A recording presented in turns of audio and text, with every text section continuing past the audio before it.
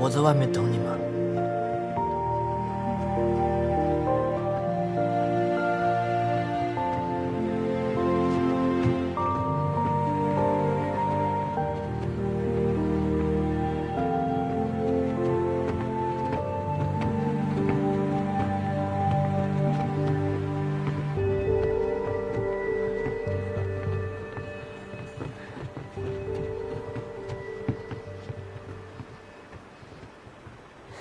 思吹，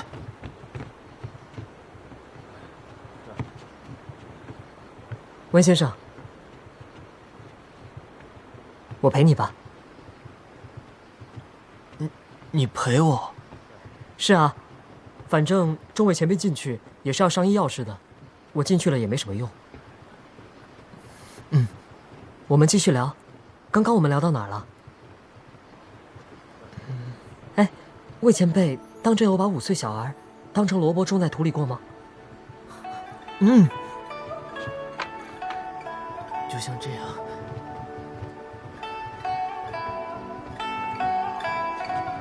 随他去吧。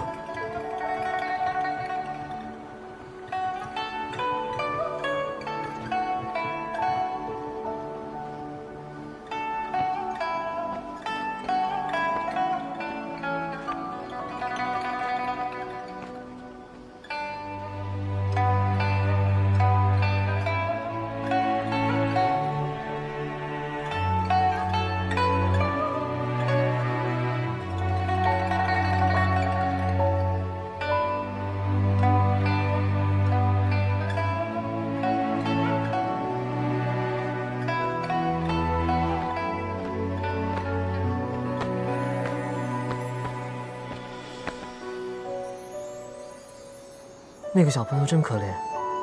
不过，其实我记得我小时候，韩光君也曾经把我放在兔子堆里养过。真的吗？而且兔子吃什么我就吃什么。然后啊，我从小就特别喜欢吃胡萝卜。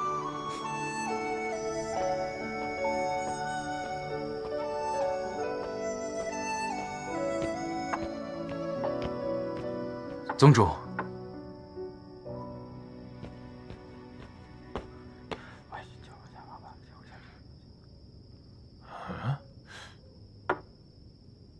不见，有什么事日后再说。没看见现在是什么情况吗？弟子说过了，但是2名女子说她们就是为今天的事而来，而且她们还带了一批名贵的药材来，好像是知道几位宗主受了伤。哦，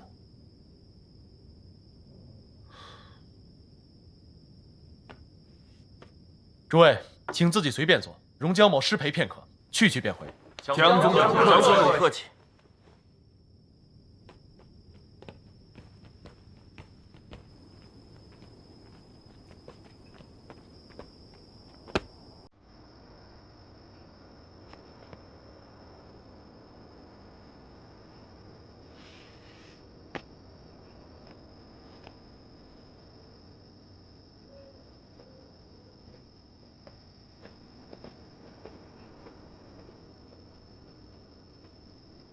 啊，安斋，请坐。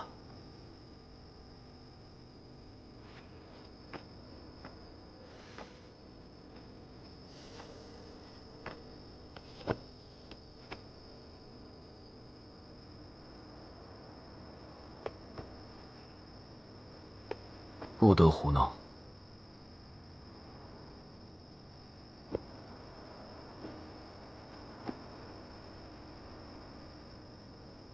江城都去了这么久了，怎么还不回来呀？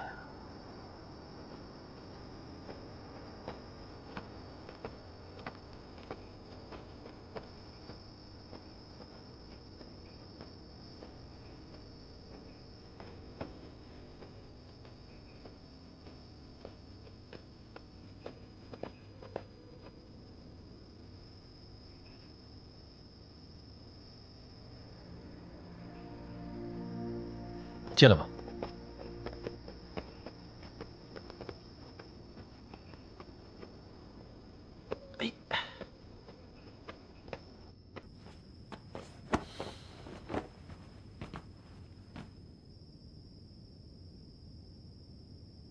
你们就在这里说。再说一遍，江宗主，你这是……此事过于骇人听闻，江某不敢贸然，所以细细盘问一番，耽误了些时间。恳请诸位先静一静，听听这两位的话。你们二位，谁先说？我先来吧。我要说的是一件大约11年前的旧事。我叫思思，本来是个做皮肉生意的，也算是红过一阵吧。10几年前想着找个富商嫁了，谁料到那个富商的老婆是个厉害的，找了一群大汉，带刀划了我的脸。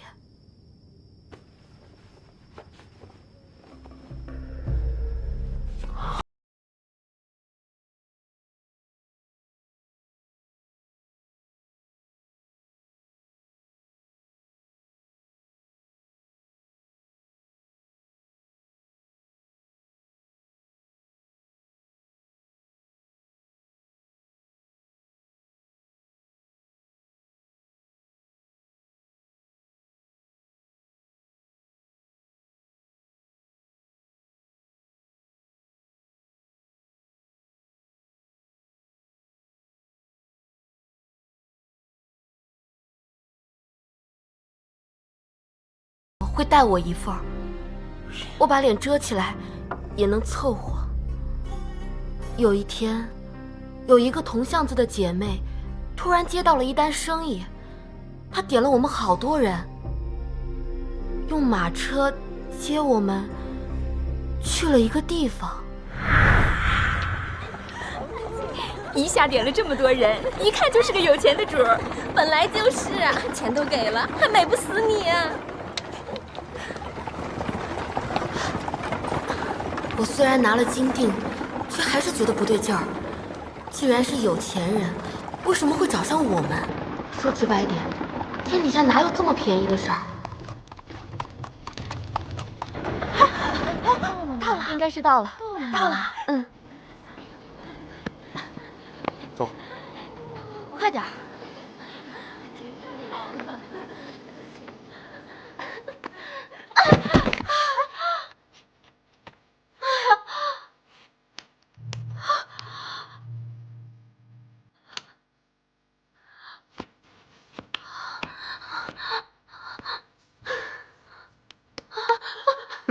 果然够丑，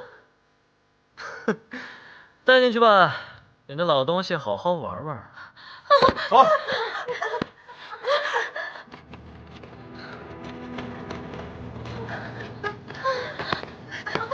接着。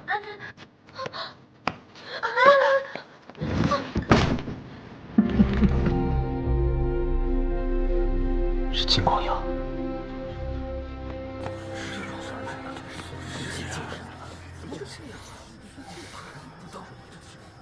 那个这么说，那个躺着的人，就是那是。继续说。后来还能怎么样？那个中年男人喊着，挣扎着，可是浑身却没有力气，还没怎么着呢，就有出气，没有进气了。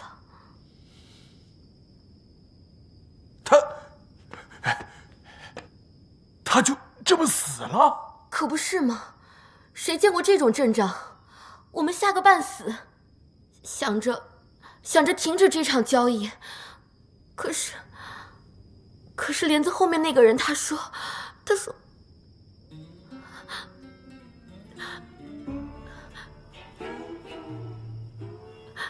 说什么？他说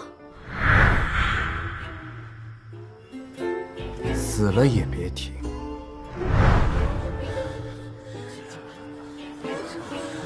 哎呀，你说说，这是怎么回事？金光善再怎么说也是他的亲生父亲。若这件事是真的，这也太……哎，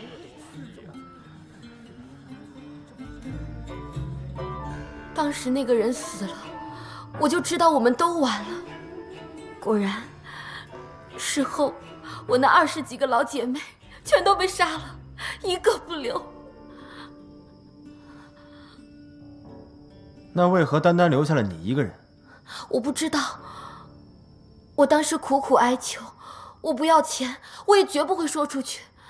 没想到，他们真的就没有杀我，把我囚禁在一处居所，一关就是11年。直到最近，我才偶然被人救了，逃了出来。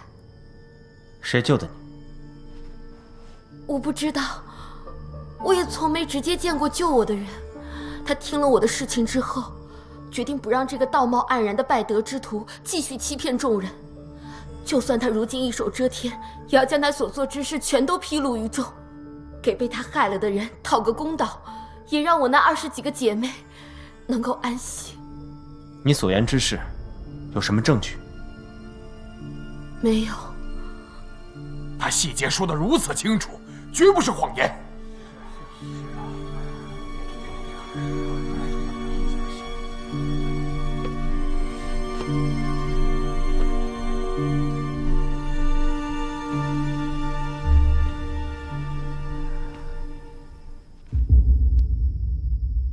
这位姑娘，我似乎在哪里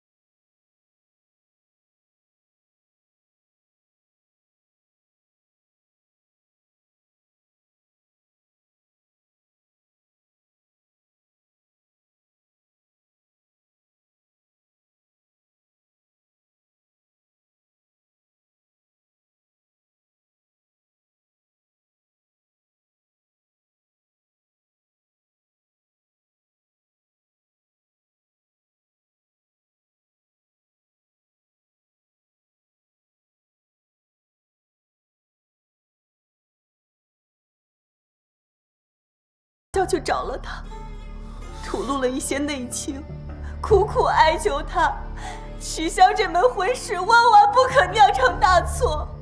谁知谁知金光瑶明明知道小姐是他亲妹子，可还是娶了她呀！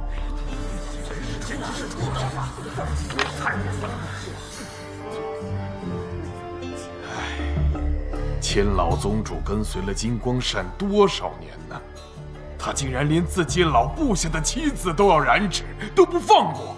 这个金光善真是禽兽不如！对呀。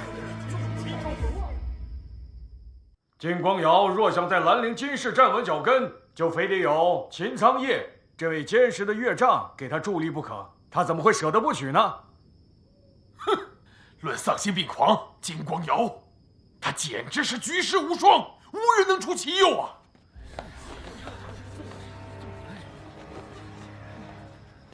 难怪他当初在密室对秦素说：“阿松必须死。”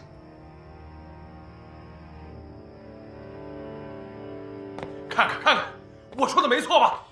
我早就听说他儿子根本就不是别人害的，而是他自己下的毒手。姚宗主，此话怎讲？大家都知道，亲兄妹所生之子，10之8九会是痴呆儿吧？孩子太小时，旁人看不出来什么端倪，可一旦长大，孩子不同于成人之处就会逐渐暴露出来。可若是真生出一个痴呆儿来，那我旁人自然会对金光瑶指指点点，说三道四，甚至会说金光瑶是沾了娼妓的脏血才会生出这样的孩子之类的风言风语。而且大家仔细想一想，当时毒害金如松的人刚好是反对他当仙都的那位家主，怎么可能会有这么巧的事情啊？所以他一不做二不休，干脆杀了金如松，嫁祸给反对他的家主，然后再以给儿子报仇的名义，光明正大的讨伐了反对他的家族。哼，虽是冷酷无情，却是一箭双雕啊！脸风尊可是好手段呐！金陵台清谈会上，你是不是见过秦素？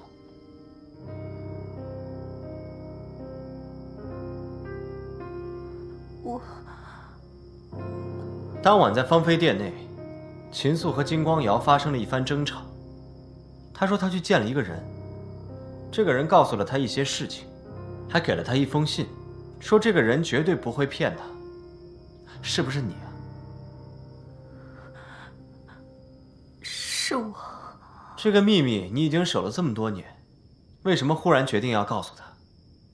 又为什么忽然要公之于众？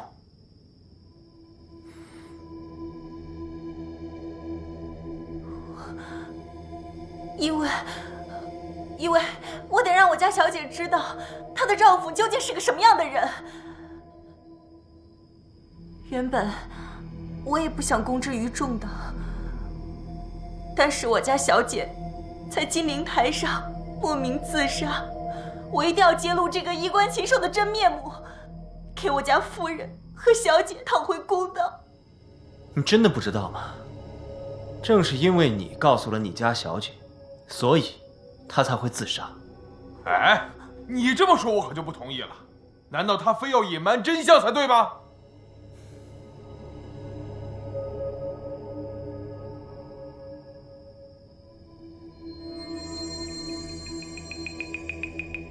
哟，这镯子不错呀。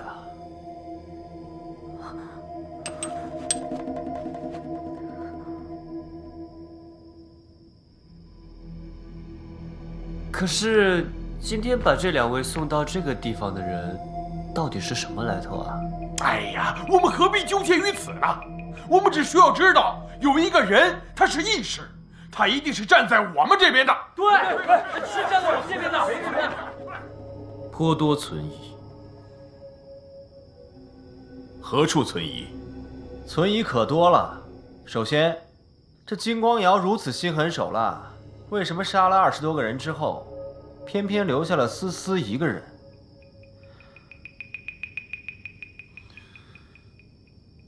现在人证有了，那物证呢？哎，这不正是天网恢恢，疏而不漏吗？当初金光瑶就是靠讨好赤峰尊和泽无君，才得以一步一步的往上爬呀。否则，他一个娼妓之子，何以能做到今天的位置呀？他竟然对赤峰尊下毒手，泽无君现在还在他那里，只怕万万不要有什么闪失才好啊！不光是义兄，亲兄弟更是难逃一劫。金光善死前那几年，他忙着到处清理他爹的私生子，生怕有人杀出来跟他抢位置。这么看来，莫玄羽还算好的。要不是疯了被赶了回去，说不定和其他那几个人一样，因为各种原因消失了。金子轩的死，也肯定和他脱不了关系。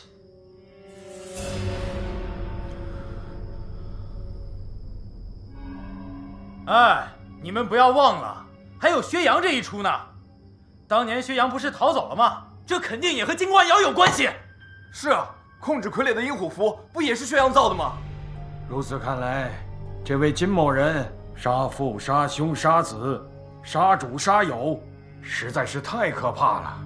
今日也是，我看啊，那个金光瑶，他是看这些年来各家势力都日渐扩大，逐渐变强，他心生危机感，所以他也害怕自己会像当年的岐山温氏那样被推翻、被颠覆，才干脆一不做二不休，想设计叫我们一网打尽。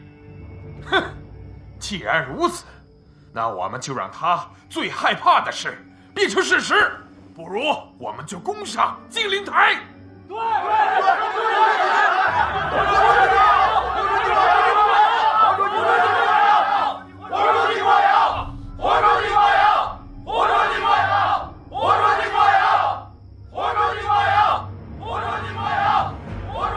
就在今天之前，这位可怕的人物还是人人交口称赞的敛方尊，没想到一天之间就人人喊打了。魏先生，魏先生，魏先生，金光瑶这厮手里有阴虎符，这事儿得拜托你了。啊？哦，不错不错，此道之上无人能出夷陵老祖之右啊！哟，这下金光瑶可真是踢到铁板上啊！是啊，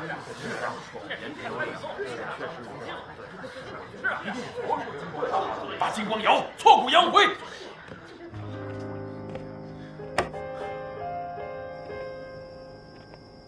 南湛，你怎么看？送信之人明了，写信之人是谁？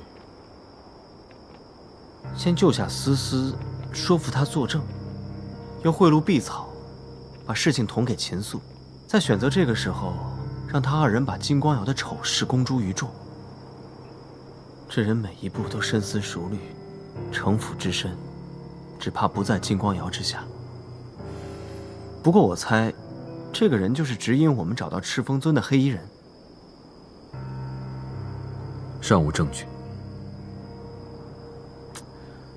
目前是个人是敌是友，动机如何，还不好判断。不过金光瑶证据确凿，大势已去，倒是板上钉钉。我即刻发信给兄长，提醒他万事小心。